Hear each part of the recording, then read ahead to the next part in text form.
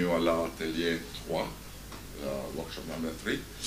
The topic of the workshop is, quote, closing the gap between research and citizens, building trust in science with the Marie Skłodowska-Curie actions. So this is more or less the plan. We'll start with a bit introduction, then we will move and hear from a Marie Skłodowska-Curie fellow. After that, I will introduce the speakers, and we will have a panel discussion.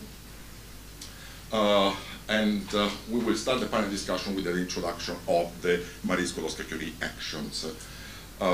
Then we will have time for a Q&A session, and wrap up at the end with also a kind of summary by Giulia Malaguerra, who is the rapporteur. Then she will present the final report in the plenary session. So, I'm Gian Maria Greco. I will be the moderator. I am a board member of the Marie Curie Alumni Association. Within the association, I work mainly within the policy working group, the communication working group, and the JEDI working group. JEDI stands for Genders, Diversity, Equity, and Inclusion.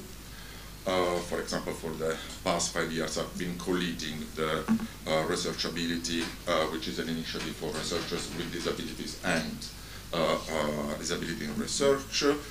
But I'm also a senior research fellow at the University of Macerata in Italy. I work in accessibility studies, mainly through using participatory and user-centric approaches. So, as I said, the topic is, actually before this, let me introduce Giulia, so that otherwise it will be too bad to introduce you at the very end. So it's much better if I can right now. Let me see. So Giulia is the current secretary of the Marie Curie Alumni Association. She is the former president of Eurodoc, and she was a Marie Curie individual fellow in a biotech company, startup. But then she moved outside academia and research, and she started to work on open science. And at the moment, she is the outreach and engagement officer for OpenAIRE. So, as I was saying, let's go back to the introduction of the topic. The title of the workshop is Closing the Gap Between Research and Citizens, Building Trust in Science with the Marie Skłodowska-Curie Actions. And there are two things here, at least. One is building trust in science, or reinforcing this trust, so it's the relationship between trust between science and society, research and citizens.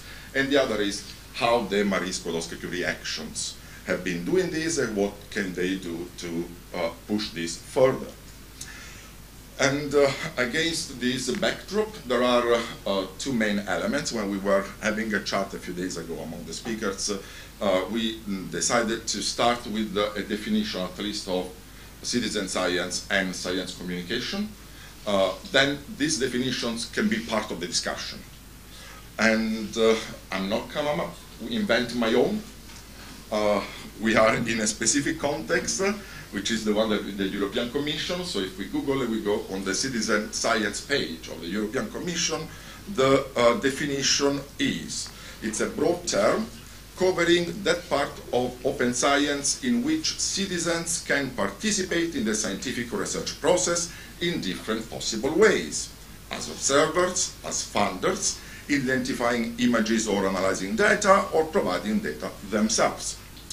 So, broadly speaking, citizen science refers to the participation of people in the research endeavor, but there are many ways to participate, different modalities, different levels, and this is also part of the discussion, could be part of the discussion. And something that is recurring in all the documents about citizen science is the aim is to build trust in science. So one of the core parts is to build trust in science. But if we wish to engage citizens and build this trust, then we need to communicate, to speak with them, to talk with them. So science communication is the other side of the coin. And again, there are many definitions. So one of these from European Commission documents is I quote, science communication entails presenting science-related topics in a format which is designed for and understandable by the intended audience and remains faithful to the evidence.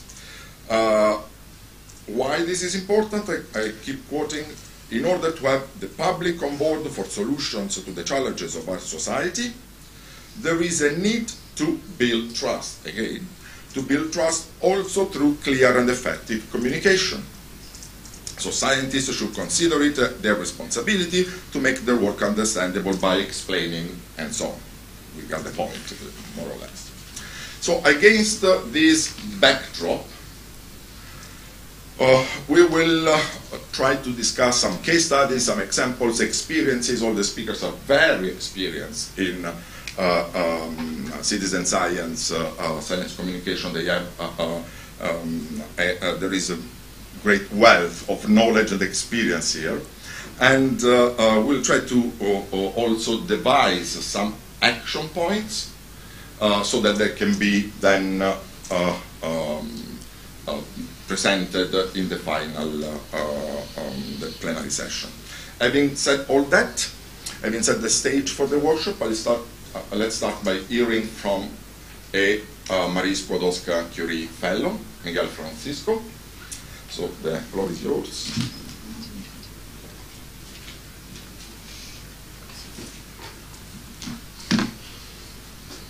How nice. Okay, so the mic is mostly for the people online, right? Okay. All right, so good evening, good afternoon, everybody. Off to a wonderful start. Good afternoon, everybody. I'm Miguel Francisco, and as you can probably tell, I'm not European. Spanish name and Asian base. I'm from the Philippines, so I'm a migrant researcher, much like our, well, Marie Curie over here. And what brought me to Paris, much like her, is the pursuit of science. I'm interested mostly particularly in biology and informatics, hence bioinformatics. And I'm a student, I'm a PhD student at University Paris-Saclay, and I'm also a researcher, a PhD researcher over here at Institut Curie, studying primarily the effect of, how do you call this?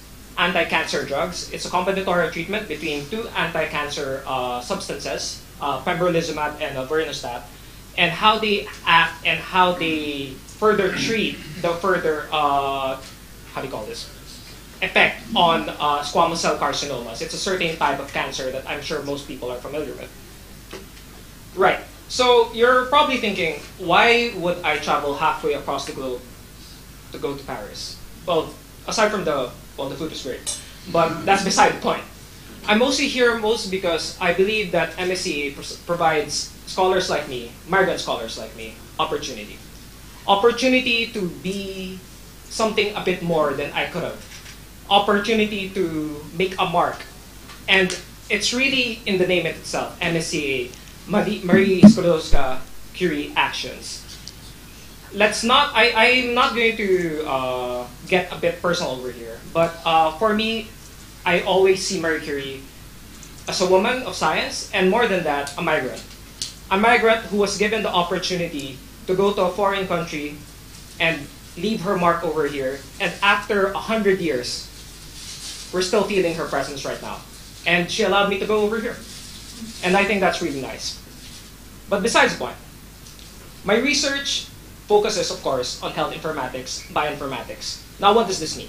It means that I'm mostly focusing on transcriptomics, genomics, and health informatics. Now, let's try to break it down for people who are not familiar with this.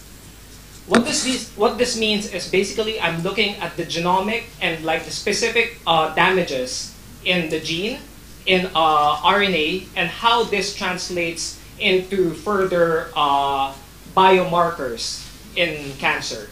Now these biomarkers, these little nicks, damages, repetitions, all these mutations, these are what most medical researchers look into so that they can actually try to develop cures, try to develop new treatments to address these. Now, what's interesting about my particular project is it's actually part of this international consortium, which involves Institut Curie here in France, and it also involves several laboratories across Europe, namely Italy, Germany, and Hungary. Now, this international consortium allows me to kind of experience like how different laboratories conduct their research, how different people conduct research, how all of these new experiences, how all of these different backgrounds coalesce together into something more than the sum of its parts. And in that, I can actually, well, with a full heart, I can say that I'm learning so much. And I'm actually being so much more of a researcher than I ever thought I could have. And it's all thanks to MSCA. Now, I'm not going to get like emotional over here, but I am actually getting really emotional right now. But it's been such a great experience. Never would I have thought, like a little boy from like this little island country in Southeast Asia would actually be here helping to solve a decades, centuries-long problem such as cancer. And it's rather interesting to see how all of these people from all different backgrounds, they don't particularly mind where I'm from. They judge me based on the merit of my work. They welcome me with open arms. And really, it's what I believe the message of MSCA is. It's really open science, open communication, and collaborative effort, not just for the good of like scientists who stay in this little ivory tower in their little lab with like 4 walls as dingy as the one that Marie Curie, worked in. Not knocking her lab, it's a really good setup. But it's more of like trying to go out there, making research more democratic, making it translational. And it's in this translational research that we find that like science for the sake of science is practically useless in my opinion. We do science to further not just ourselves, but society as a whole. And it's this translational research which allows me to actually move on to my next point. It's making all of this data, all of this work of all of these people more digestible. And in this research of me trying to find new cancer biomarkers, specifically, we're trying to make it more digestible for medical professionals such as doctors, nurses, and all of those other people who may not have the same expertise as a regular molecular biologist or bioinformatician should have, to actually get the details that they need in order to cure or suggest particular treatments for those people suffering from squamous cell carcinoma, particularly those of the late stage. So what I'm trying to say is, it's the distillation of all the efforts of all these people from all over the European Union, working day and night to ensure that there is a possible identification of these markers, and distilling it into one single A4 piece of paper, readable by every other doctor around here in Paris and France, or all over the world actually. And with that, immediately being able to see, it's this drug that we can use to cure you. And what's interesting about it is the project is, it's actually, how do you call this? It's very, you can actually apply to numerous diseases as well, not just cancer. So we're hoping that after this, we can translate to other neurological diseases, other diseases more relevant across the health spectrum as well. And with that, it's a new platform that can be applied for more people and all across the globe. New drug targets to be identified. And with that, it's an ongoing effort to always discover new ways to improve, broaden our horizons, and of course, all for the benefit of society as a whole. Thank you very much.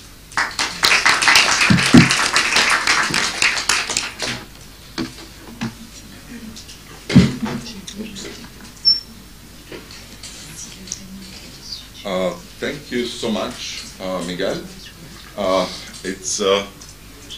I think it's been very good to start by hearing the experience of a fellow, Marie Skłodowska-Curie fellow, besides the technical details, the reasons how the program has been involved, and your own view, how you see your research within the impact of your research in society. Having said that, we can move a bit to the second part of this workshop. I will pose some questions, but before that, let's start by hearing a general overview, listening to a general overview of the Marie Skłodowska-Curie actions from Julie Leprêtre, and use this to also as the moment to introduce all the speakers, so that after this we can go straight to the question part. I'll do it in alphabetical order. So Vital Bacrivello is a science policy and science communication expert, and since 2018 she has been involved in setting up and developing a new brand new project of the European Parliament. The project is called the European Science Media Hub, and the mandate of this hub is to promote a quality knowledge-based science communication. So I'm looking forward to know also a bit more about this and your opinion based on all this experience. Then the next speaker is Lenka Embakova. Lenka is a senior researcher as a social scientist at the Strategic Studies Department of the Technology Center of the Czech Academy of Sciences.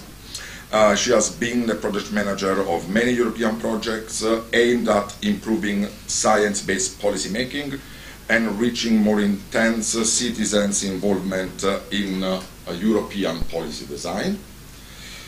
Romain Julliard is the next speaker. Romain is a researcher at the Centre d'écologie et des sciences de la conservation of the Museum. And in 2020, he took over the direction of Mosaic, or Mosaic, I don't know if it's French or not, I suppose, a new service unit dedicated to the methodological and technical support of projects of all disciplines based on participatory data production. Then we have Julie Leprêtre. Julie is policy officer at the Marie Skłodowska-Curie Actions Unit at the European Commission. She's in charge specifically of the coordination and support action Marie Skłodowska-Curie Actions and Citizens, which embeds different things, including the European Researchers' Night and the newly launched Researchers at Schools. And she's also responsible within the unit of the stakeholder engagement and outreach and citizen engagement activities. Finally, Matteo Merzagola. Matteo is has a first life as a physicist, then a second one as a science journalist, and the current life, the third one, is a teacher of science communication. He is director of TRACES, or TRAS, I don't know, again, former director of the Science Culture Center Espace des Sciences Pierre-Gilles Desjans. By the way, is the place university, this very university. So he has, again, extensive experience in managing science in society projects. So, having introduced all the speakers, let's hear from, let's focus on Julie and a presentation of the Marie Skłodowska-Curie actions. Thank you. Does it work? No. It's just for those online. But it works. Okay. Ça marche. Okay, thank you. So thank you very much for giving me the floor, and I would like also to take this opportunity to thank the French presidency actually for including that highly relevant topic in these afternoon workshops, and indeed the outcomes of that discussion this afternoon will certainly serve the MSCA and their involvement as regards science communication and citizens engagement. So I'm really looking forward to that discussion, and also to hear about your views and question about the topic, our contributions to the topic. Ça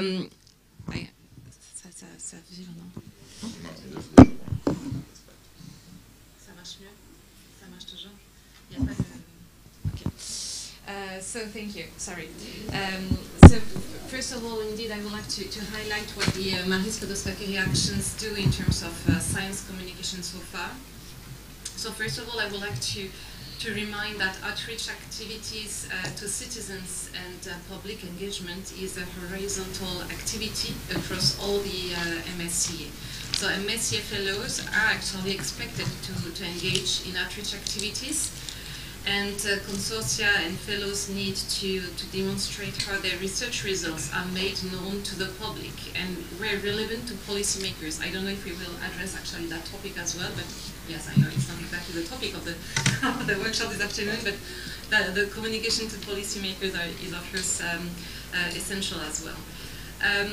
So for MSCA outreach activities, we rely on a large network of MSCA fellows, as you know, but also on national contact points dedicated to the MSCA, and some of you are here today. And of course also on the Marie Curie Alumni Association, so the MCAA, which involves more than 20,000 members, and I believe that Jan-Maria will say a word about the Marie Curie Alumni Association and its role as, let's say, ambassadors supporting people-to-people contacts, but also scientific diplomacy.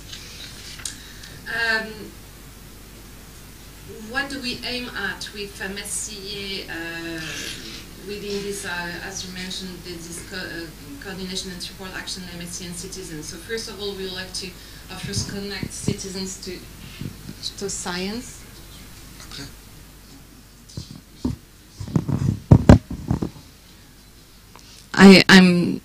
But does it work? Yeah, but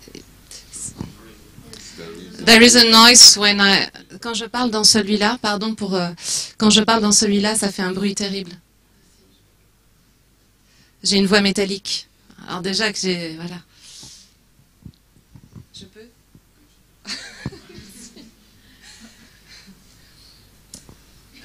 I'm sure we will find a way. So what we aim at is connecting citizens to science, bringing the results of research closer to the citizens. It's also about demystifying science and showing the impact of research on daily lives. And this is something which is really close to my heart, encouraging young people to embark on scientific areas. So I will come back to these points afterwards. So, as mentioned, and I just mentioned as well, one of the MSCA specifically dedicated to communication towards citizens. So MSCA and citizens bring research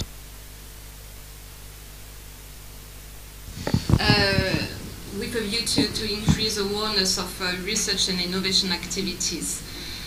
This action, this coordination and support action, shows the role of the researcher for the well-being of society, for economic growth, and, as I mentioned right before, the impact on citizens' daily lives.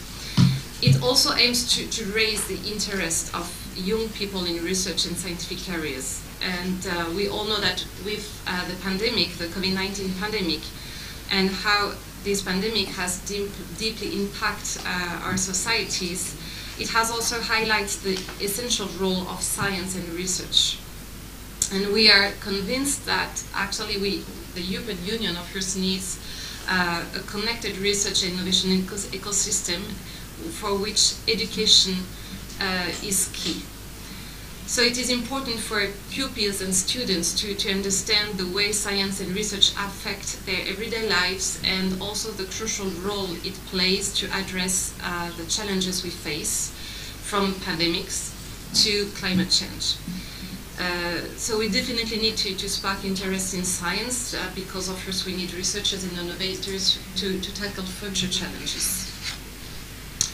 So MSCA and citizens, as you may all know, already address the general public with a specific focus on families, pupils, students, and also, which is also crucial to us, those who do not have easy access to research activities. So inclusiveness is key in order to make science and research activities accessible to all. The MSc and Citizens, as you mentioned before, include the European Researchers' Night, which is one of the largest research communication and promotion events in Europe. It is organized every year on the last Friday of September in Europe and beyond, and it covers a wide range of activities, both educational and entertaining at the same time. And you may know these events, which take various forms, such as hands-on experiments, science shows, debates, games, competitions, quizzes, etc. In 2021, 30 countries organized a night, or an associated event to the night. And in 2022, we'll have 49 projects implemented in 25 countries, and actually these figures on countries may increase a bit with associated events. So basically, the night attracts every year more than 1 million visitors. To some events, we had even more than 1.6 million visitors. The beneficiaries of the night are encouraged to involve MSc researchers and EU-funded researchers. And actually, I would like to take this opportunity to stress that the information about the next night will be displayed in the coming weeks on our website, and I would like to encourage MSc fellows and researchers in general to have a look and to contact the projects in order to showcase during the event, which will take place on Friday, 30 September. And as you said as well, as from 2022, MSc and Citizens, through actually the European Researchers' Night, includes a new initiative, which is Researchers at Schools, where we aim at bringing researchers to schools in order to interact with pupils at all levels of primary and secondary education. So it will take place, of course, in the same countries as the night, meaning in EU and Horizon Europe associated countries. It's not, I mean, it's a new initiative that we would like to really implement broadly, but I know that some of the countries, and notably France, has already this kind of activity. So here, what we would like to do is to really make sure that this activity is implemented broadly. The MSc is a bottom-up program. Nonetheless, we encourage this year and for the 2023 edition, the beneficiaries of the night and the one who will therefore implement Researchers at Schools to focus on EU missions, on the European Commission priorities. But actually that's quite broad, and because it covers European Green Deal, it covers climate change, sustainable development, health, other issues such as cancer. So there are plenty of topics where really we encourage researchers to interact both with teachers and pupils. So the idea is really to support school teachers in developing a scientific approach around the priority issues, as I just listed, and to allow pupils to meet with researchers directly outside their labs, to create a learning opportunity for pupils, and again to allow EU-funded researchers and notably MSc researchers to showcase their work.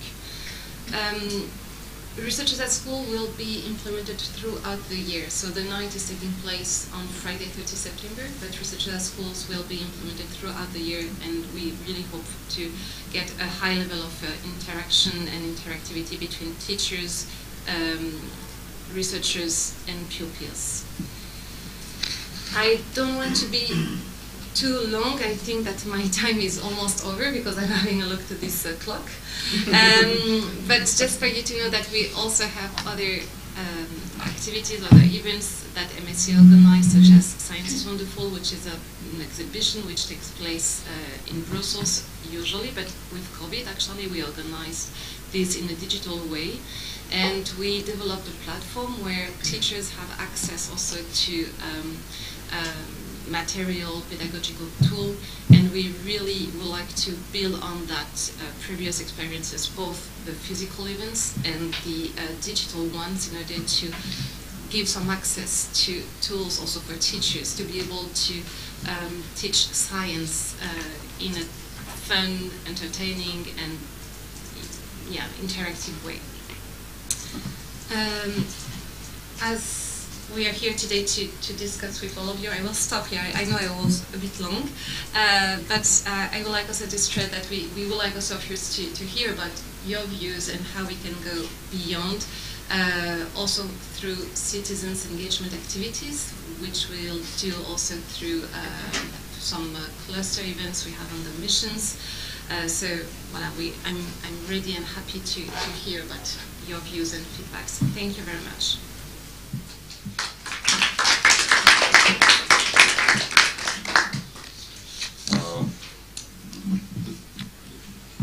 Thank you very much, Julie, for this overview and for the final part. So it means that it's putting also a bit of pressure on us. Well, you were playing on it. So it's a way. Let's start with the other one. Okay, let's see. There is this metallic. Should we start again from this? From everything from the beginning? I'm joking. I was just kidding. Okay. Now it's worse. No. Okay. Should we? Matteo will, since he's the host, just taking care of things. Let's start with the panel discussion, and I mentioned, as you can see, that part of the subtitle of this workshop has building trust in science, and that in the definition about citizen science, then the one definition, the one provided before, building trust in science was part, and in science communication again, this building trust in science. So the first question. Okay, let's see. Okay, the first question I wish to ask is how to consolidate the trust that citizens have in science. I will also kindly, suggest that to keep in mind that trust is a two-way street. So what this demands also, or what this demands from researchers, in a way, not just from citizens. I'm not gonna pick each one of you. I will leave you free to discuss. I'll kindly ask you to also come up with examples, but also some action points, so that Julia can then collect them to then propose them in the final report that they are expecting at the end of this workshop. Who wants to start? Let's see if it's noise. So, hello everybody. I will say that actually the point of engaging a citizen in science and science communication, this is actually what we do. We're trying to do now in the European Science Media Hub, but without getting into the details of what we do in the project, I would say what actually the lessons have been during the pandemic about the need to foster trust in science to get additional results in science communication. Sorry for the noise, we're trying to arrange it. So the point is that we have realized, and the project was born to round the circle. What this does means. We realized at a certain point, actually, some MEPs of the European Parliament realized that there was something missing in the science communication flow, meaning between scientists, media makers, and politicians, and also policy makers. We make this distinction just to say politicians are people doing real policy actions at the Parliament or the European institutions, and policymakers, it's our people like us, the administration working in the institutions. So working with the different stakeholders. Point was that we realized that given the increasing importance of science communication, the message, in order for the people to trust the science, the message has to be clear. The message has to be, I would not say unilateral, because unfortunately science is based on uncertainty, especially in this very moment. But the point is really to make, to round the circle, I like to say, so making sure that media makers communicate with the scientists and at the same time with policymakers in order to direct a message that can be of uncertainty to the people. And as a point, I would say that we need just to keep on going. I mean, we just started 4 years ago. We collaborate with other institutions.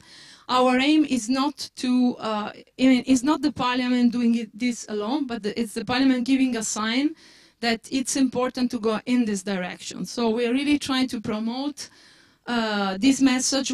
Notably we work on the media makers part, but so we are only, like, let's say, focusing on one part, making sure that scientists and researchers, as you are, most of you are, or other people working in the landscape of science communication, put their contribution.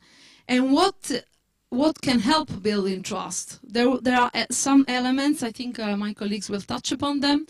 I will definitely agree, we already had a pre-discussion, so I will not get into this point, but there are some elements that we need to focus on continuously, education, transparency, collaboration, open science, of course, meaning this, anything and everything. We're not here to discuss open science, but okay, this is something in the landscape.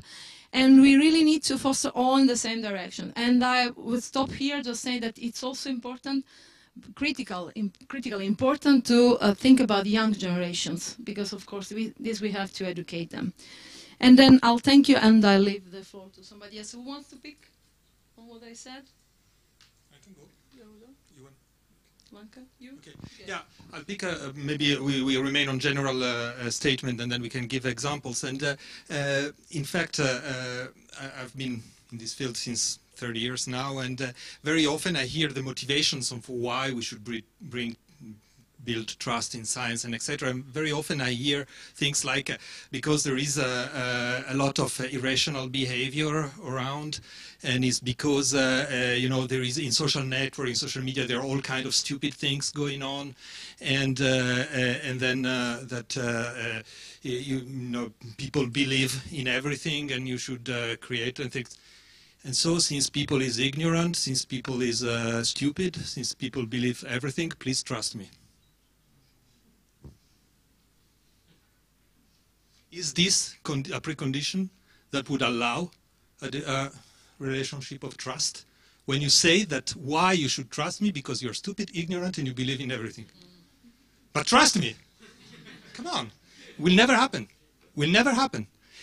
It will never be a trust in society until we, as scientists, recognize a legitimate knowledge, the public as legitimate knowledge provider. Until we understand that we are interested in the public, because the public is useful for us. The public is not a problem. Very often I was invited in situations in which, yeah, there is a problem with the public. The public is a problem? No, I mean, the public is a problem if we don't understand, if we don't care. Otherwise, it's a resource, a wonderful resource that we can harness. And there are many ways. Well, I'm sure Roman will talk of one, which is citizen science, but it's not at all the only one. There are many, and there is a way to transform also things like the European Researchers' Night in a moment in which we build this trust of science with respect to society, not the trust that society delivers to science, but the opposite, because you will never have a non-reciprocal trust. This never exists in life. You will never trust somebody that calls you stupid. So from there, I think I would like that afterwards to give some example, especially about the training. There are a way to training scientists, and not to train them to talk as much as productively as possible to society, but to train them to listen. And this is a challenge, but it's interesting, and we have some examples.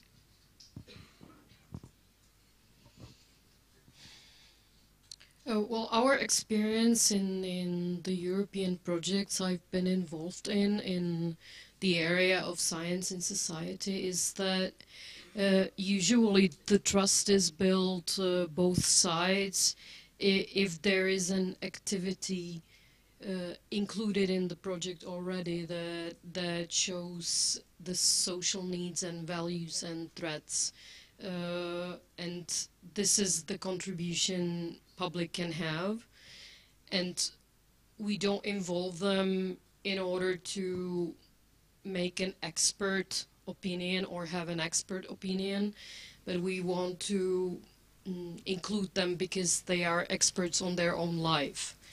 So in order to have a voice in the research and in the research and innovation or science and technology policy, I think that these people are taxpayers, these people are voters, and therefore they logically shall have a say in how the public spending in research and science and society will be distributed or implemented. So that is the point why these activities were usually included, and the trust was built through transparency usually, because the transparency means that you kind of teach the people what their role is, in which step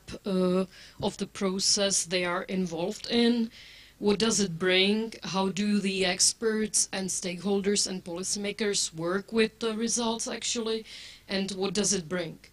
And in order to build the long-term trust, I think you need to do this over and over again and have this feedback from both sides in every step of the process.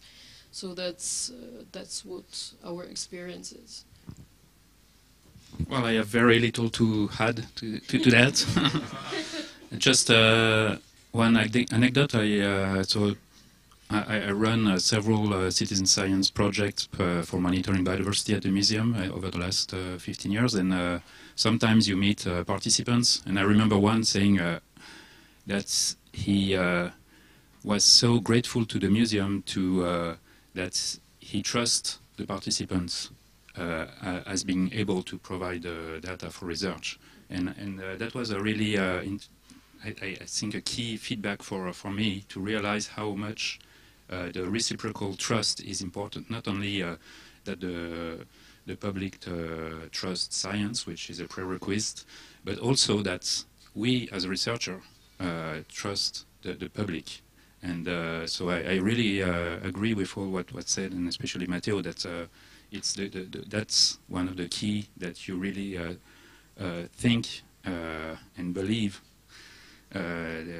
about this possibility of the public to bring useful data, and especially because not only because they are able to follow the guidelines and use all their skills as human as we have, but also because they have intimate knowledge, particular knowledge, experience knowledge, not the academic one, but the one of because you are human and you have a daily experience, and it's usually this combination of your observatory capacity and enriching your observation with this intimate individual knowledge that makes the value of the contribution of citizens to science.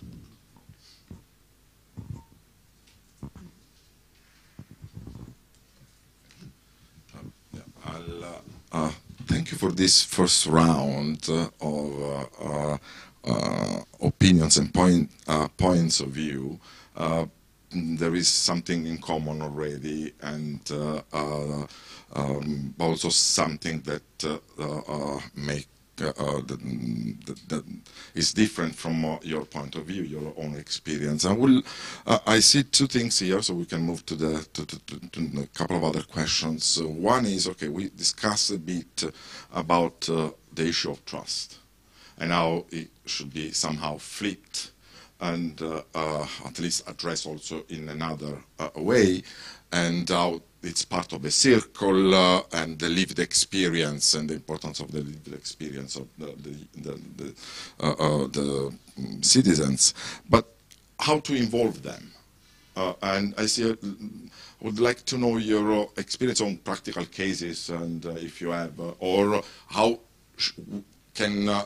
we should involve citizens. Some examples of participatory practices, or that would be good for, I think, for all of us to know some specific cases. And the second one, it's just a preview. I will ask you later. how to motivate researchers, because we can agree that it's important. It can be also part compulsory or not part of the MCSA program, but then how can we motivate them, besides the fact that it's compulsory, to believe in this action? Them, it's the researchers, us, okay? So the first part is, could you please tell us a bit how we can involve, how can we can engage citizens?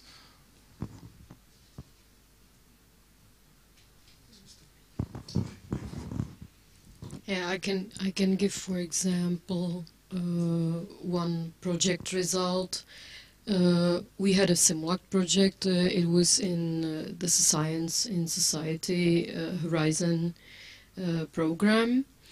And what we did is that the overall outcome was basically for the European Commission and their program plans within the Horizon. And European Commission wanted the consortium to include the citizen views on the research agenda. And we've built the methodology of participatory actions on certain elements, and the first one was that the citizens were involved in the very beginning, and the process was actually made very bottom up. So we only introduced the framework program areas and the topics to be discussed, and we kind of like trusted the people that they will come in the roundtables with a solid consensual agreement on what shall be included in the research in the next, let's say, 10 or 15 years. And these results were taken into account by experts, by stakeholders in other rounds of the project. And then some of the recommendations, the policy recommendations, are not only in the Horizon program and Horizon Europe program, but they are also in many national programs as well included. So this is one of the examples we had with the project. So I'm bringing here some example of the European Commission, because there are several projects, I will name some of them, that are actually really using the consultation of citizens in order to bring comments and feedback on the results on notably science communication projects, including digital projects. So one of them is called the Tresca project. The Tresca project, I think now it's at the end of the 4 years of the funding. It has been funded under Horizon. Horizon 2020, and this call, actually the name is very meaningful. It's Trust in Science with Citizen Engagement. So they have been doing workshops. It's a consortium. I know, because actually in the hub what we do is also promoting what is going on at the European level, meaning not at the European countries only, but covering UK, despite Brexit or whatever it is. And we try to inform citizens as final consumers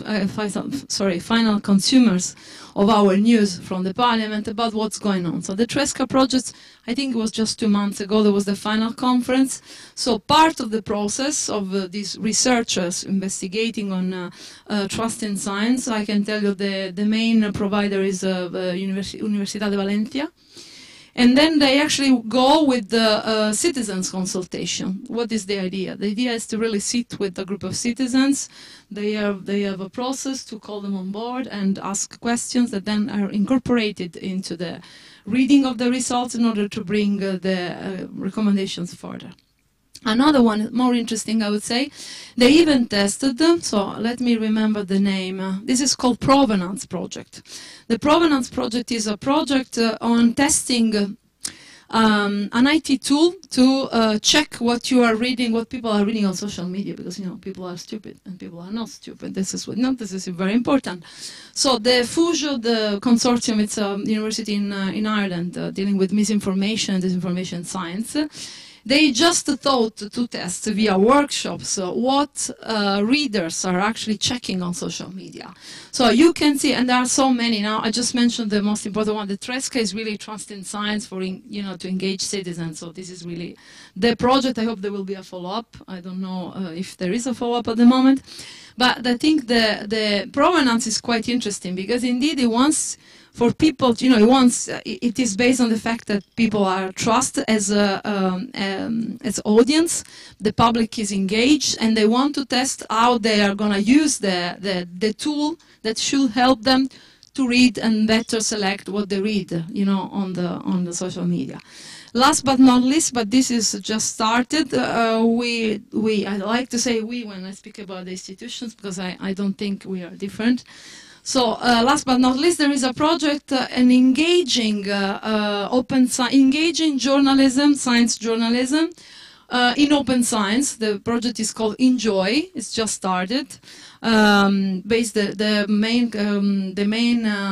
leader of the consortium is in Italy, Formica Blu. And they just work towards the same direction again with the citizens engagement workshops. I mean, the idea is really to bring people in. Of course, they make a selection of which kind of people, whom they are getting into the picture. But the key point is that let's bring them in, let's tell them how we do. It's public funds because it's EU funded. And let's see what is going on. And based on the results on the project, now it's a cycle of 4, maybe there will be more, they just keep on going. So, and I just, I gave you the ones that I remember. There are really a lot. And now science communication is really like there, engaging citizens. But it's important, I think we have understood at least in the EU bubble that we need to engage with citizens in different ways. So why and how engaging people into science? And if it's citizen science, then you can come to ask and ask me for your personal project because it's really the goal of Mosaic, this service unit, to help researchers to develop their own citizen science project. And the first question I will ask is why do you need data? Why do you need data produced by people? If you don't, then do something else. Citizen science is really a tool for research, and providing the data to do the right and appropriate research. So there is really this first issue that citizen science is a tool for research, and you need the data and that's the basis of the trust we were discussing earlier. Then there is a lot of issue regarding the motivation to participate, what the people will learn, because learning is the immediate reward. It's not it's a kind of byproduct of citizen science. They will learn something about the topic, about the science methodology, and so on. And so if they don't learn anything by participation, there is little hope that they will participate. The other thing is that they will like to develop a sense of belonging to the community of producers. There's to some extent, citizen science is like a social network where you exchange data, comments, validation, the net opinion, etc. among participants. And the organization of this social interaction among around the data that are produced is part really of the success of citizen science. And then the third one we already discussed is the trust into the common, the overall goal, into the project on Earth. So that's how. And there is another way to answer to the why. Why citizen science is so popular or on the top of the agenda today. Part of the answer, I think, is in the strategic document produced by UNESCO on open science, where there is a large part devoted to public engagement and citizen science and local knowledge, not only open infrastructure, but also the mixture between these two aspects. And the argument is that we are in this time of calling for a transformation of the society at a different level. And that's the reason in this document why there should be this calling for the help of the public and society, because we need to go fast as researcher to provide answers and experience. And when you look at this citizen science project, when there is this long-lasting involvement of people into the project, how swiftly the projects goes in direction that are very often surprising, unforecast, and that's one really very nice thing about it. And so the question how to motivate researcher, because we will do very innovative research. That's the main, I think, motivation for. It's so exciting to work with this innovative way of producing data. And of course, there is also maybe the more your personal interest into implicating people into in this research, in the pleasure of doing research. But the immediate return is also that you may do really good research. Can I have just one thing that it just came to my mind? I will be short. Just an idea, probably already Julie knows. There is actually a project of the European Research Council. It's called, it's a prize. It's a prize for engagement with citizens. They have 3 lines. So this is to motivate, because you mentioned how to motivate the researchers. And then it came to my mind, actually participating in the setup of this prize. They give, I mean, it's not a joke, but it's money for these researchers to go further in their results. So maybe this is an idea. They just thought, you know, the European Research Council likes being pioneer in this kind of things. They have a project with a prize on engagement with the citizens. They have citizen science, engagement with the press, and the third one, I'm missing it, but there is a third line. Sorry, it just came to my mind and very spontaneous. So I will give the floor to somebody else. Yeah, I can add, there is a lot of evolution. They see, I mean, 10 years ago we could never had this discussion in these terms. I was in a round table like this one, and the issue where we were really, really way behind. And this means that probably also today we are a bit late. And always what the big call is that institutions try to move as fast as possible to follow what's actually happening among the researchers and among civil society organizations that are running on this. There is very good science, but things are moving quite slowly.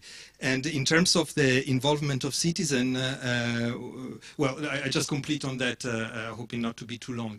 I think what has been said is essential. If we keep on thinking of science engagement as a way that people know more about science, we are 10 to 20 years ago.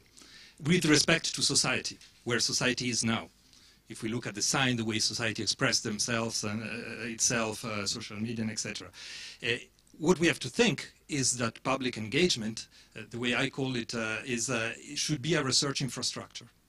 Should be something that is used by research and organized within research institutions in order to allow researchers and their labs and etc.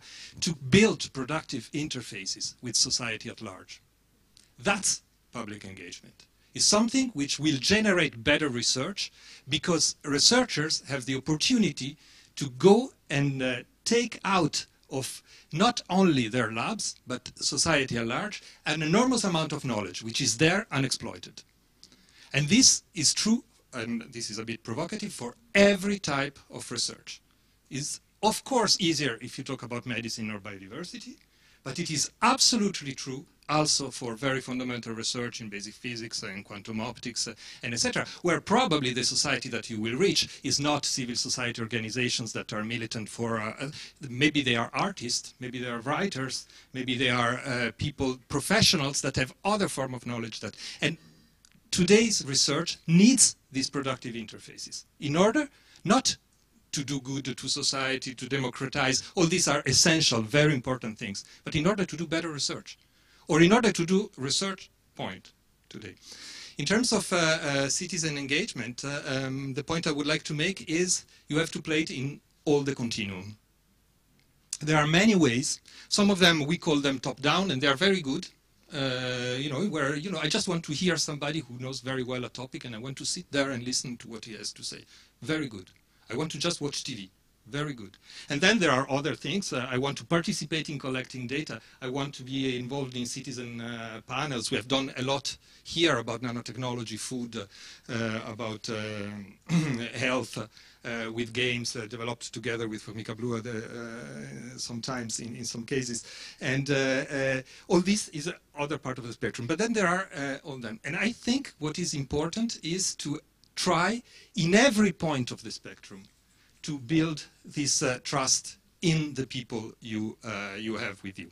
It's easy, and it's within the definition when you do citizen science, because if you don't, you do just bad citizen science, so we don't stop even talking. But even when we do, for example, European Researchers' Night, it's an outreach activity, it's not an enrich activity. It's outreach. So it's made in order for the people to know the researcher, not for the researcher to gain something. But, for example, here we are the Parisian hub of the European Research Nights, which is in France is a huge one big consortium.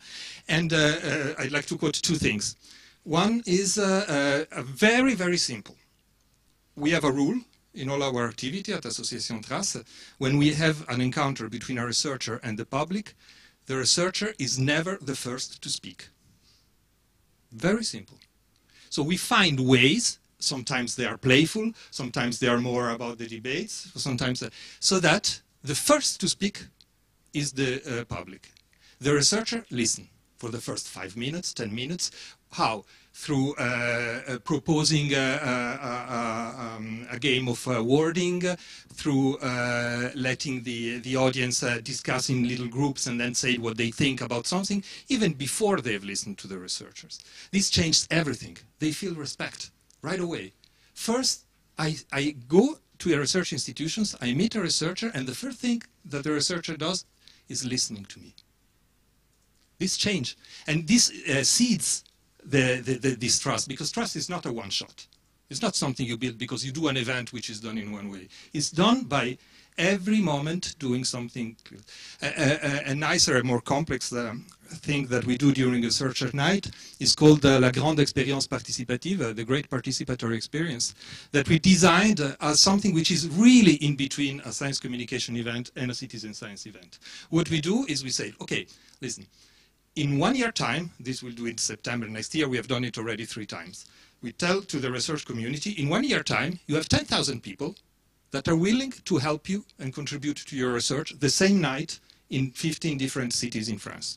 So please make a proposal on, and we select and we fund through the European Researchers' Night money. We don't fund outreach, we fund scientists to do our research that will take the best advantage of having 10,000 people at the same time, eager, because they are there to meet scientists, and so they are eager to help. What is the best way to be with somebody than helping or her doing their stuff? And so they do, and at the same time, we tell all the story, because the scientists first propose make a proposal, then they run an experience, then they collect data, the public participate, and then we have a blog who follows until the publication of the article. We have already 4 articles, well, let's say 2 full peer-reviewed articles and several presentations at conferences about research that has been done during Researchers' Night. So this is another way to make people feel they are taken into account. Thank you all for this, because we already we moved to another point of the discussion. So the idea that engagement and participation should be infrastructure, not just because they doing citizen science and engaging and participation is good for society, but it can produce better research, as Matteo said, and Romain said, and this can then become a kind of policy. And again, it's part of the examples that Vita presented. But then if we are somehow agreeing that in a way, should become part of the research infrastructure. And the idea, I liked when Romain said why. You know, the first one, it's why. What is the why you want to do it? Maybe in your research, there's nothing to do, but in other cases, or in a even broader view, you know, when we started there and we ended up here, it can become a way to make better research, whatever is the research. So, but how can we then, we talk about the trust, the citizens, but we said that it's a two-way. So how can we work on the scientists in the sense, and I'll tell you already mine because she asked to mention a bit the Marie Curie Alumni Association. We need to, okay, we are asking scientists or researchers to do citizen science engagement and so on. We need education, we need to provide skills, we need to a more kind of formal training, and to make that training, in order to part of that, to become an infrastructure, we need also the skills to become kind of standard skills, part of the basic skills. Then one can use or not.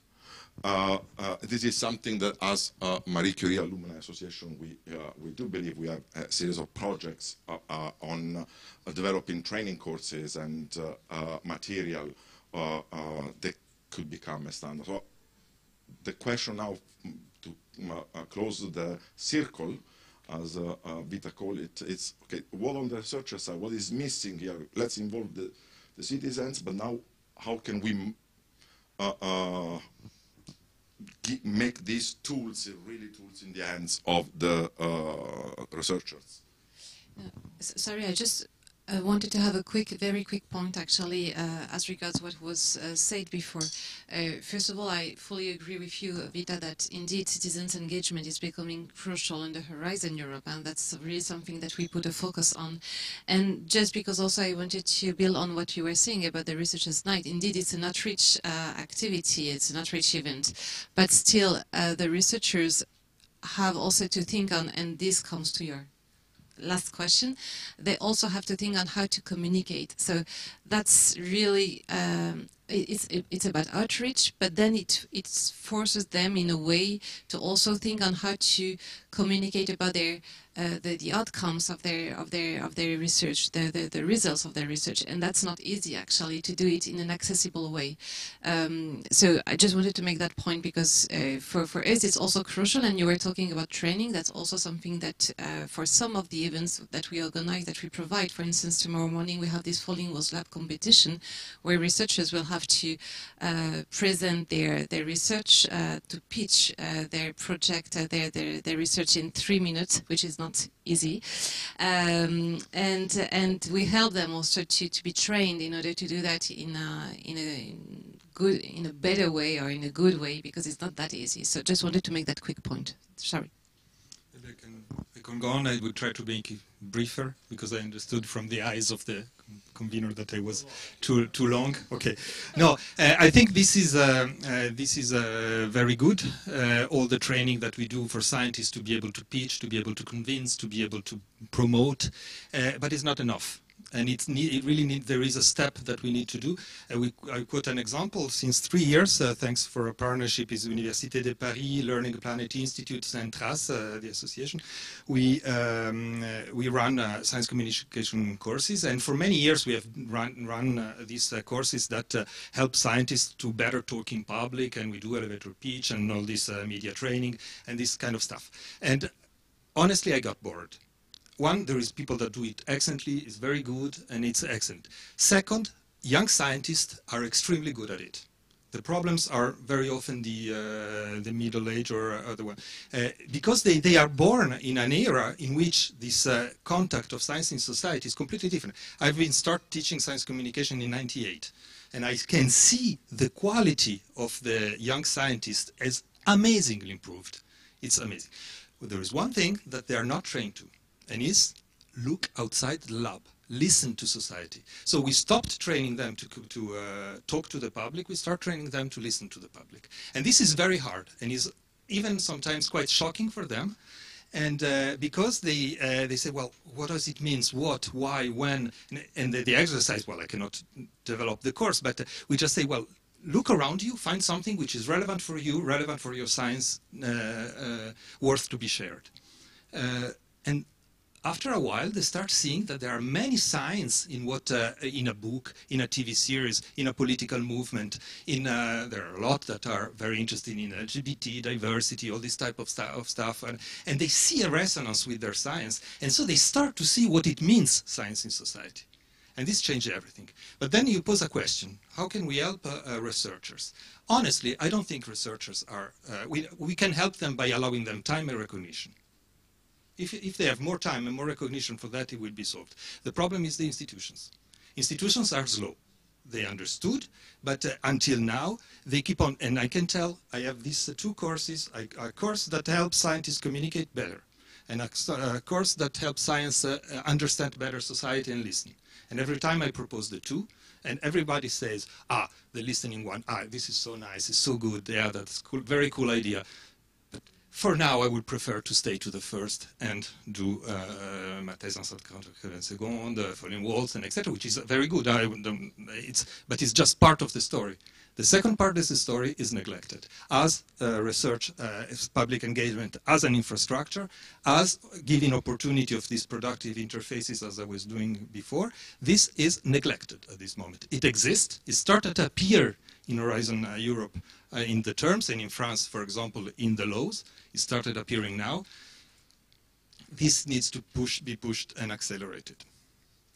Just briefly, I just would like to say that I agree with you, but I see that here the burden on the shoulders of researchers is getting higher and higher. I mean, yeah, but okay, but the point is also that, I was myself before in open science, and I remember we discussed researchers' careers and all the things.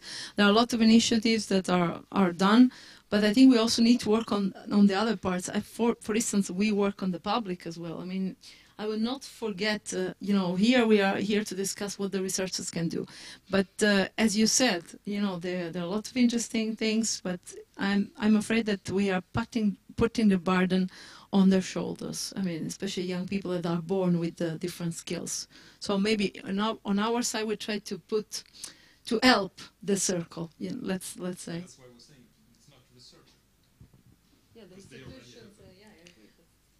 I agree. I think that if you are in a position of a mediator, which I am, or science communicator, which you are, for example, then your overview on the situation is open, because the mediator shall be open. But in the case of researchers, I think that it's often the case that the researchers are closed in their boxes, and they don't trust the citizens that they can bring something new to their research, or they are able to understand what the research is about, and they can have a valuable input in it. So that's the problem. That's the issue. And I think that it needs some time to actually overcome this gap. And maybe it can be overcome by actually include this really in all the research funding, as a precondition, and to have a feedback on whether these steps are moving the things forward. But let's see in a few years where we come with this. And also another issue that popped up to my mind I wanted to mention here is the representativity, because the trust of people in science is also based on, okay, we have been included in a citizen consultation, what happened with it, and who was there actually? Like how many people, and why these, and why not me, etc., etc. So this is also a huge question of representativity, of recruitment strategies, etc. And this is not something researchers can do by themselves. This really needs the infrastructure or the interface, or whatever you call it. This really needs to have a base where you have people that communicate it, have the research strategy in mind, have the recruitment strategy in mind, and the communication with citizens, etc. But these are not the researchers in the lab. So I think that you always have to distinguish between the pure researcher and the people that help him to actually go out of the box. Almost following what you say, with respect to citizen science, one of the key is facilitation of this relationship between the researcher and the participants. You need a third party that will facilitate this relationship by providing news, feedback, which is community management in some case, and so on. And that's usually where citizen science projects fail because they didn't well anticipate the need of this facilitation. And so if something could be developed, maybe not in every country because some are well beyond already, but is this human infrastructure, not the IT infrastructure is quite okay and may work, but the human infrastructure that facilitates citizen science and this relationship between research and citizens. And so that's my message. Maybe one more note on the facilitation, that this also covers the issue of, let's say, intersectoral exchanges of knowledge, and also the cooperation of people from social sciences and humanities with the technicians. Because I think that the people from the technical sciences are not that much into communicating and debating science with the public, and I think there's the space for the cooperation in between these two. Thank you for these 3 rounds. I would like to open the floor to questions, so that anything you have also to add, you can do it in this kind of exchange engagement. So Marina is the... Yes. Should I have the mic? Okay. Marina from the Marie Curie Alumni Association.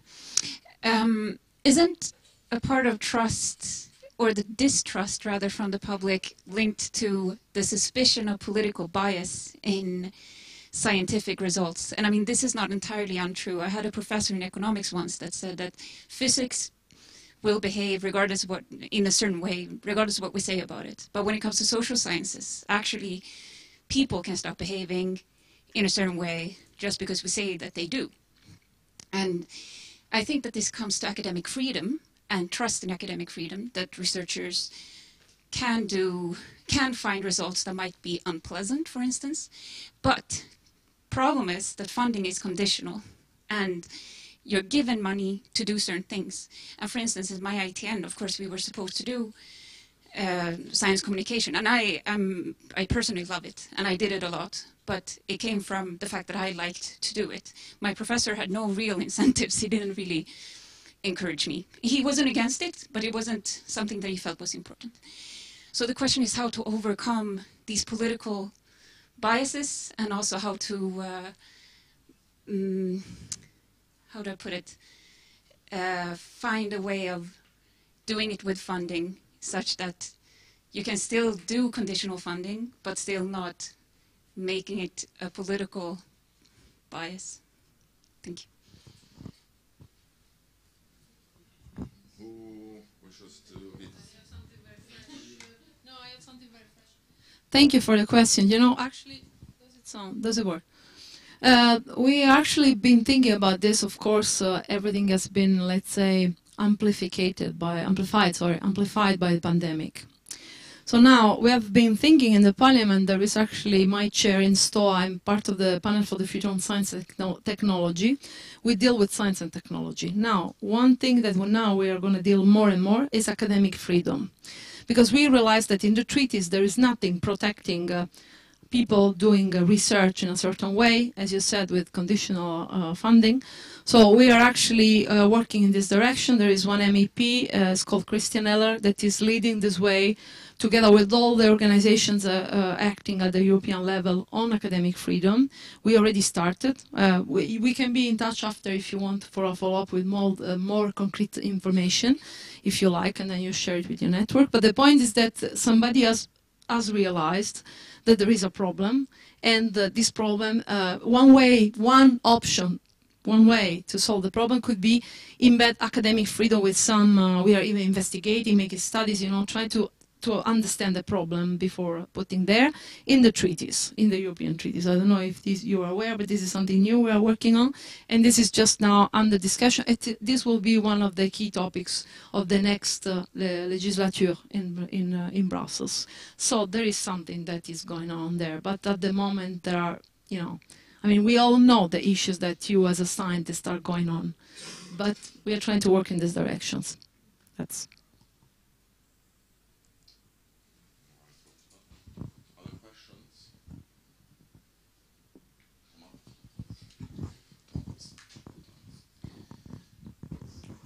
It was just to raise a point, so because you mentioned a lot engaging citizenship into your research, and I had an experience because we work a lot, so I work in medical research, and we work with association of patients, and I had a very good experience in the end to meet someone with multiple sclerosis, and she just told me she was interested into the research. I happened to be there in the lab when she came, and she said, "Thank you very much for what you do."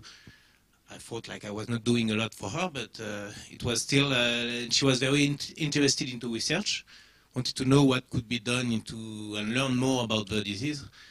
And it was a good feeling for me to know, like to receive this kind of thanks. And just to say, I don't know if you work in that direction, like working with the Association of Patients for medical research. I think it's a very good idea because we tend to forget the aim of our research, and it's a very good way to put it back in context.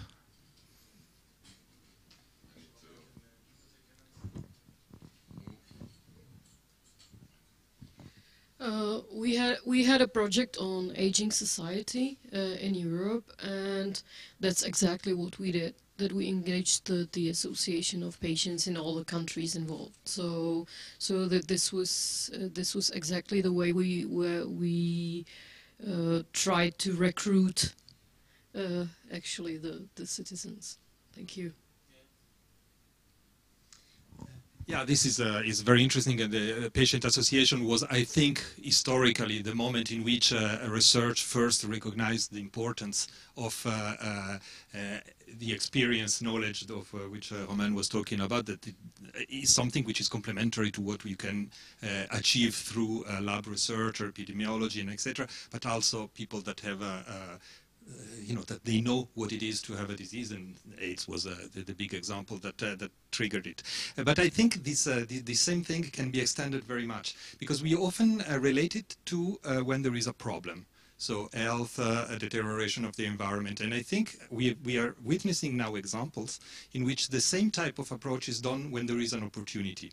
I mean, this moment in Portugal, for example, I have a role of a thinker in residence in the network of science communication there, and I'm exploring one project which I feel it absolutely genial, which is how science communication and the link between education, research, and local economy can be a trigger of better life, improved quality of life, and etc. So what they do is they start science communication processes and activity not from what happened in the research lab, not only what is needed in the education, but what is needed for the economy of a certain area. For example, I was working with them Friday on olive oil. You know, they have a problem, olive oil. They have an area of production of olive oil. And I said, okay, in this area, there are producers of olive oils, and then there are researchers who study genetics of olive oils, and then there is schools, because there are children, and so there is schools, like in every.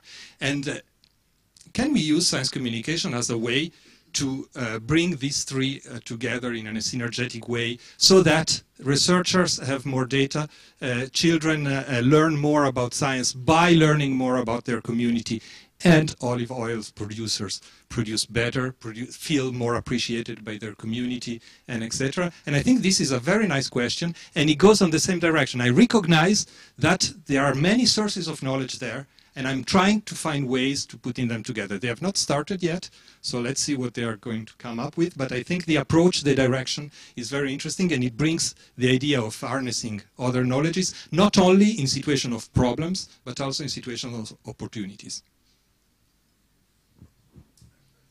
Well, when we started the technology assessment projects, which are basically on the assessment of technologies and their impact on society, we kind of like realized that this element of bridging different stakeholders is actually opening, and that the stakeholders are not only the experts, but all the people that have a stake in it, and that's everyone. No, very quickly to come back to your question, Thomas, as well. As mentioned before already, indeed the citizens' engagement activities are a strong focus in the Horizon Europe, and I just wanted to mention also, as I did before, the Horizon Europe missions, and because you were talking of cancer, and actually here one of the missions is cancer, and clearly there are plenty of citizens' engagement activity there in order to really it's really about consulting citizens and get their feedbacks, and it could be about cancer survivors, or it can be about screening and early detection. There are plenty of subtopics under this mission, just for you to know that actually for the 5 missions which cover a broad range of topics, these activities are really high in the agenda. Just to add that what came to mind when you mentioned the involvement of patient organization, and that the motto of the European Disability Forum, which actually is a kind of principle of disability all around the world, it's nothing about us without us. So that is one of the many sides of involvement, and it makes sense. And any other questions? No, so if not, No problem, if I may. Yeah. Thank you. Well, I'm working with researchers, and I noticed that some of them are still somehow reluctant about doing science communication and citizen engagement activities.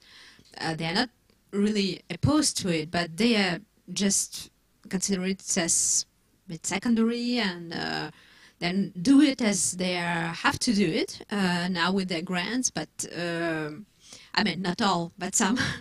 But I feel that some of them are not really motivated by these activities. What message would you address them to raise their awareness about the importance of citizen engagement?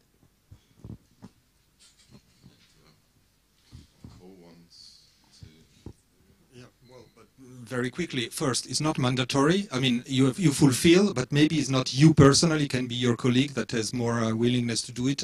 We are not putting the mandatory, and I don't think even it's very good that now we have lines for outreach, but it doesn't say that every researcher needs to do outreach. If you don't like it, especially if you're not interested in the knowledge of others, then don't do it. And you know, it's perfectly okay. Please be a good researcher. That's why we want you to be there, and it's very important to be good researcher, and that's one thing which is very general. Then I think we already raised many. I think we didn't raise one.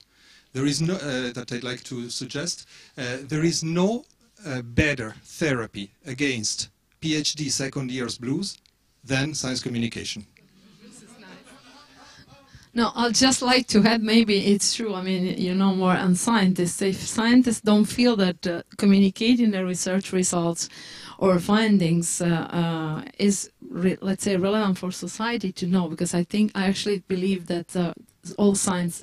I mean, not all science is the same. Sorry, but I think there are some, specific domains. I would say then go to journalists and maybe try to let them do their job, because this is actually a problem, because I see it from the problem of science journalism that is different from science communication. So I would say that it's not compulsory, but I think the institutions are doing a lot on that, because they're put in the grant agreement and everything is there to do science, to motivate to do science communication. But if somebody doesn't want to do it, I mean, what we can do, let it do to somebody else that does it better, I would say. So it's always back to the network. And also, in every career, and also in the research career, I think it's important to have a feedback. And it's important to have a feedback in order to actually do your work better, and you want to do it better. So that's what I would say.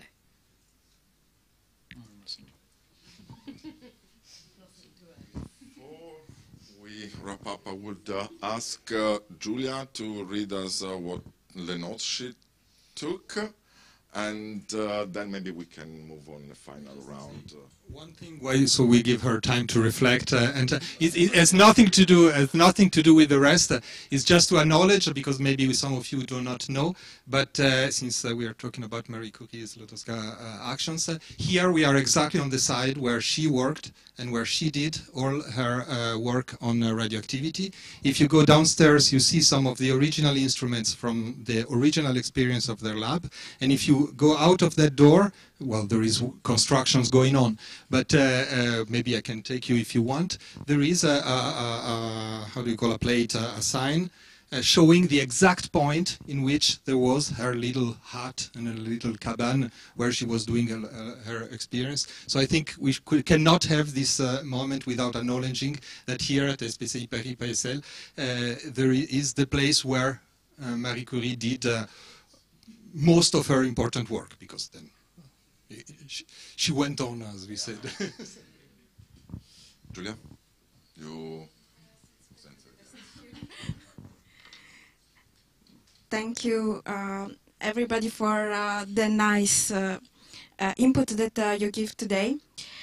So I'm briefly wrap up some of the key points that was addressed today. So the first question was about the trust of scientists, of science and between scientist and the citizen, let's say, and between science and the societal challenge. It was suggested that researchers may do it in cooperation of facilitators, let's say, that are from institutions, and this was one of the key points addressed from many of the speakers, and in particular it was the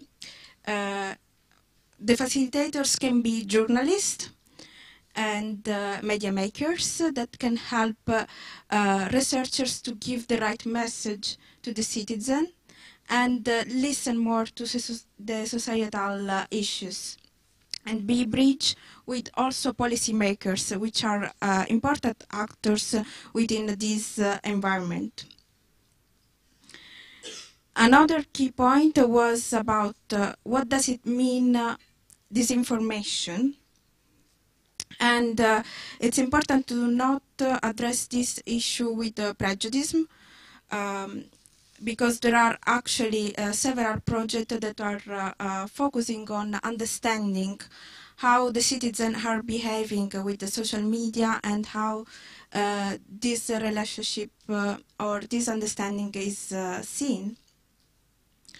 And it shouldn't be addressed as a problem, but the citizens are actually seen as a resource. And this is important because it's not just about communicating science, but also about listen citizens and incorporate them in science. And this means have the citizen science seen as a tool or infrastructure for the researchers to conduct science. Let me see. In fact, citizen science can be seen also as data providers, data source that the researchers can use to overcome some societal challenge. In any way, this has to be balanced with what is perceived from researchers to be an academic freedom. The policymakers are working on this particular balance between what is the academic freedom and the conditional funding. But there are still work ongoing. There should be more training for researchers to. Sorry. There should be more training for researchers to be trained not only for communicate science, but also to listen and to use the citizen contribution as support for science. And this is not coming with between individuals, but also with association or organization, like, for instance, the Patients Association Engagement, or other specific association for other type of research. In fact, it was addressed that the citizen science are a tool for any type of research, that it's not just medical science or medical life science. And it is interesting that this is also seen as an important tool for particularly very junior researchers to overcome what is called blues or depression that can happen during the research career, which is actually really important, because speaking and understanding the importance of the research can help the researcher to have better results in the future. And I think this is all part of the Horizon and policy mission that also the Mercury Action is addressing. Okay, thank you. Thank you very much. I would kindly ask just a super quick. We have 6 minutes, but if any one of you wishes to add anything in the conclusion, if not, we are if anyone has other questions, one. If not, we can wrap up. Okay. Let me just say that sometimes everybody feels like doing citizen science. It feels like something you must do, otherwise you won't get funded. So at least we should ease the burden, the perception on that. And you said that we are in the place where Marie Skłodowska-Curie invented one. I think when we read the biography that she wrote of Pierre Curie and her autobiographical note at the end, or the letters that she exchanged with the daughters, you see that she, just as a way to close from where we start, she had this idea of science for the sake of science, not the societal application was not at all in her purview. And so that is something also we need to at least not to personally feel, not to go against. Exactly the point. This public engagement is for the sake of science. It's not an additional burden for on the shoulder of researchers. If it is that we should stop tomorrow, is because if you want today make better science and a science that is science of the 21st century, which, as we know, that the science of the 20th was not the science of the 19th, the science of the 21st century, so you have to do it taking into account that is not an additional burden, is freedom, is academic freedom, is possibility of making science for the sake of science, being able to look outside and see what's happening around. Exactly. Just not to. Sorry.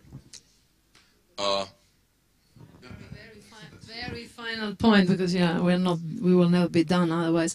But it's just like a change of cultures, like open science. We have been discussing in the European institutions for a while, and the cultures. But the problem is that we want to change culture, we do not have time, because we're running late. But I agree that the burden should be on the institutions and not on the researchers. By the way, that's why we are trying to move on, but we are slow sometimes. When we started the public engagement initiatives and projects in 2010 or something like that, it was just perceived that this is something weird, and this is something that doesn't have to be discussed, doesn't have to be taken into account by policymakers, by politicians, by researchers, by media. Now the situation is totally different, and we see that the things are opening and the things are improving, and still there are challenges, but I think that we're moving forward and we're doing what we can. Yeah, we developed one long argument that all this public engagement should be, I think, for research, but there's also two other parts. It's policy, and recently I had this discussion with local policymakers and said that public engagement for them into knowledge building was important, because they have the feeling that the usual couple expert policy facing such uncertainty that they were weakened by this uncertainty, and that involving citizens into the game was a way to share the risk of uncertainty. So there is also this demand from the policy, which is a bit instrumental, but we can play with that. And also for participants, you mentioned this, there is this issue of ecological anxiety, eco-anxiety, yes, which, and involving the public into the research around this field is a way also to move away, or to do something and not be just petrified by this anxiety or turn it into anger. So that's also a demand from the public to participate, I think, in this respect. With this, we are 4 o'clock. That's perfect. Oh my! Okay, exactly. That's okay. On the dot. So we are perfect. We can. Thank you very much. Thank you, Julie, Matteo, Vita, Lenka, and Romain, and Miguel Francisco. Thank you, all of you. And a round of applause, and I'll see you in the other room. Thank you, Julia.